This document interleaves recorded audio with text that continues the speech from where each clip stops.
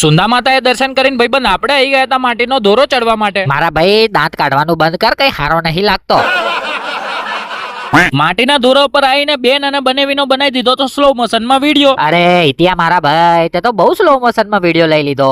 આટલા ધીમે તો લાડો અને લાડી જે ફેરા ભરે ને એટલાય આટલા ધીમા નહીં હેડતા. ये बड़ी अच्छी बात कही. બનેવીલાલ તો મસ્ત મજાના ઉપર ચડતા હતા, ત્યાં જ અધ વચ્ચે મારી બેનનો હાથ પકડી અને છોડીને ભાગવા માંડ્યા. माय डियर जीजाजी, आप पे भरोसा रख के मैंने अपनी बहना का हाथ आपके हाथों में दिया था. चल चल अभी क्या फेंक रहा है भाई, हमारी शादी हुई तभी 10 साल का था तू. बात तो सही है.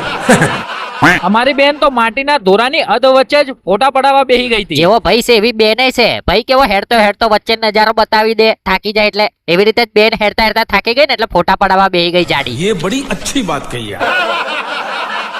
ઇતિયા મારા ભાઈ, આ લોકો તો ક્યાંના ફોટા પડાવે છે? મને લાગતું નહીં આ લોકોને હવે ઉપર આવવાનો ઈરાદો હોય. મારા ભાઈબંધ તારી સાચી વાત છે. મને એવું લાગે છે કે હવે આ લોકો અહીંથી જ નીચે પાછા વળી જશે, તાકી ગયા લાગે. ખરેખર જીજાજી આપણને ઈશારો કરી નાખ્યો તો કે હેડો હવે નીચે જઈએ, એટલે હવે આપણે એટલું જ કહેવા માંગશું કે जो जियाजी बोलेंगे वो मैं करूंगा. शाबाश बेटा.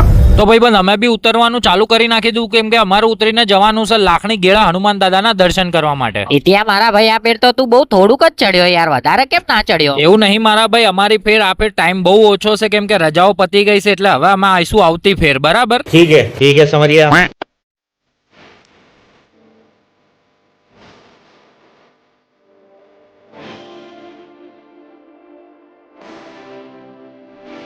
ઇતિયા જતા જતા છેલ્લે રોતડું ગાયન વગાડીને ગયો, મને રોડાઈને ગયો. હેડો હવે મળું આવતા વ્લોગમાં.